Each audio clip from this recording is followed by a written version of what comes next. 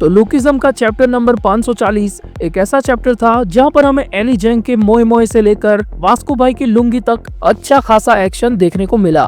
और कुछ चीजें जो मैंने पहले से प्रेडिक्ट की हुई थी वो तो दूर दूर तक नहीं हुई, लेकिन कुछ मायनों में थोड़ी बहुत प्रेडिक्शन सच तो हुई। जैसा कि मैंने पहले ही कहा था कि ये जुन सोक वांग जो भी लेजेंडरी बंदा है जिसके मुक्के को डेनियल पार्क ने अपने आप से ही कॉपी कर लिया था, वो बंदा लिटरली उतना पावरफुल है कि जेम्स ली के द्वारा की गई कुटाई के बाद भी वो मस्त जेब में हाथ डाल के खड़ा था। और इसके बाद मैंने जैक ग्योन्ना के इंस्टेंट रिग्रेट के बारे में भी कहा था, जो कि हमें इस चैप्टर की शुरुआत के 2-3 पैनल में ही दिखाया गया। लेकिन सबसे ज्यादा शॉकिंग बात ये लगी कि भाई इन लोगों का धंधा तो कुछ और ही था और हम लोग कुछ और ही समझ रहे थे। मतलब फालतू में इतने सारे चैप्टर से ये लोग पेले गए। भाई अगर सीधा सीधा ही बता दिया होता कि ये धंधा है हमारा, तो कम से कम इतनी गंदी कुटाई से तो बच जाते।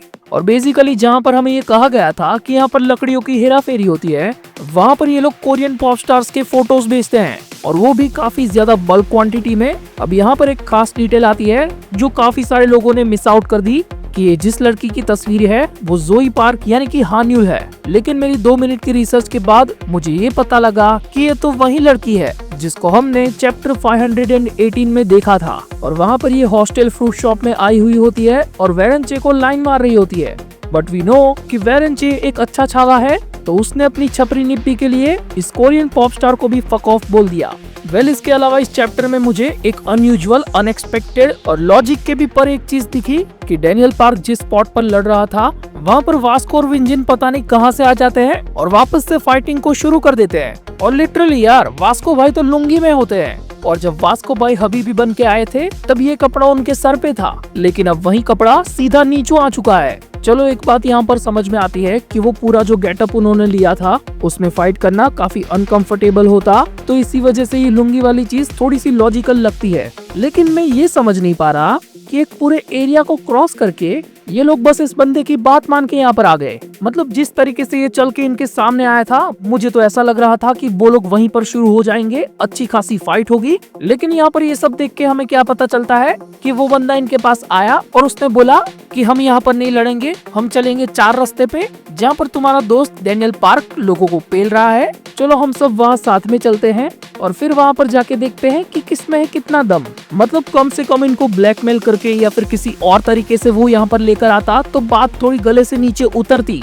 लेकिन जिस तरीके से ये पूरा सीन बिल्डअप किया गया है तो इसे देखकर लगता है कि लॉजिक ने खुद से ही अपनी कब्र खोद ली है। और इसके अलावा इस चैप्टर के पैनल्स की बात करें तो पैनल्स काफी ज्यादा अच्छे थे और डिटेलिंग्स भी अच्छे खासे तरीके से डाली गई थी। और कहना पड़ेगा कि डेनियल पार्क की फाइटिंग स्किल से फर्स्ट जनरेशन इम्प्रेस तो है। यहाँ पर बेक शैंग उसको लड़ते हुए देखकर ये सोच रहा होता है कि जिस लेवल का पोटेंशियल डेनियल पार्क अभी करंटली होल्ड कर रहा है तो उस हिसाब से उसे पूरे एक रीजन का किंग होना चाहिए था। तो आखिर वो जेम्स ली जैसी छमिया के लिए क्यों काम कर रहा है। और हाँ, मैं ये चीज से कम्प्लीटली एग्री करता हूँ। मतलब हाँ, ये बात तो जैक ग्योन्ना ने भी कुछ हद तक एली जेंग के बारे में बोली थी। तो हमारे ये कैरेक्टर्स फ्यूचर में और भी ज्यादा अच्छे खासे लेवल पर पावरफुल होने वाले हैं। पर अब आते हैं मेन बात पर, जो कि है हमारे गनी भाई। मतलब गन के ना होने के बावजूद भी हम उसकी अपीयरेंस को फील कर पा रहे हैं। यही है एक ओपी कैरेक्टर की निशानी।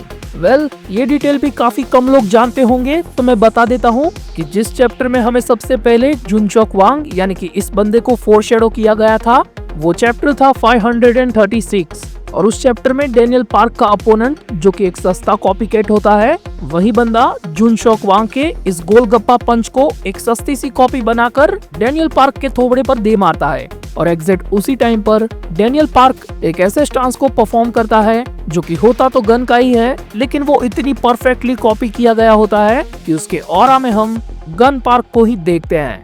तो मेरा कहने का मतलब बस यही है कि पीटीजे ने 4 चैप्टर पहले से ही इस चीज को फोरशैडो कर दिया था कि जुन सोक वांग की फुल फाइटिंग पोटेंशियल पर डेनियल पार्क ही उसको पेलेगा, और वो भी गनी भाई की परफेक्ट कॉपी करके।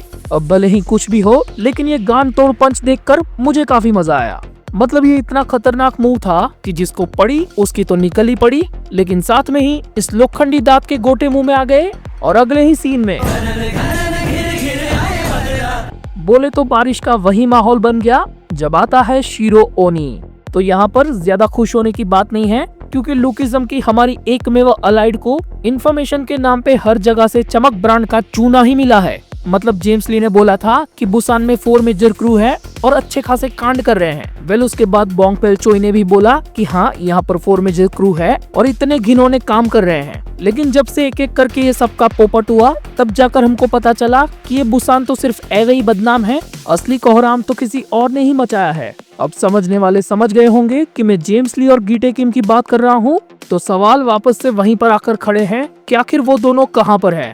और प्रिडिक्शन भी वापस से वहीं पर आकर रुकी है कि जब जिन रैंक सामने आएगा तब वो दोनों भी आ जाएंगे। तो आई होप अगले चैप्टर के एंड तक Daniel park AKA copy of masterpiece AKA second body AKA MC जो कि 1 नंबर की BC गिरी कर रहा है, उसे फाइनली ये पता चल जाए कि वो गलत लोगों की साइड से लड़ रहा है।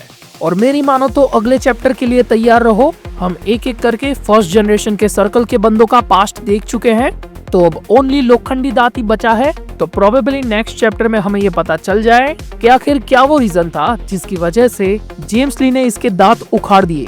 वेल इसके बारे में आपकी अपनी कोई भी थियरी है वो मुझे कमेंट में या फिर डिस्कॉर्ड में आकर बता सकते हो। और हाँ, सबसे खास बात, वैसे तो मैं कभी बोलता नहीं हूँ और मुझे कभी जरूरत भी नहीं पड़ती। मुझे पता है कि आप लोग मेरी वीडियोस को अच्छे से लाइक करते हो। तो इस बार मेरे पास आपके लिए एक चैलेंज है कि इस वीडियो के YouTube पर अपलोड होने के बाद अगले 24 घंटे में अगर इस पर 1100 लाइक कंप्लीट हो जाती है तो मैं तुरंत ही आपके लिए एक OP लेवल की वीडियो लेकर आऊंगा। और टेंशन मत लो, आधे ठाकुर को बोल के हर वीडियो की तरह उसमें भी कुछ ऐसा ही गाना चलवाऊंगा। तू छुपी है कहाँ, मैं तड़पता यहाँ, अरे आजा आजा देख मैं क्या लाया।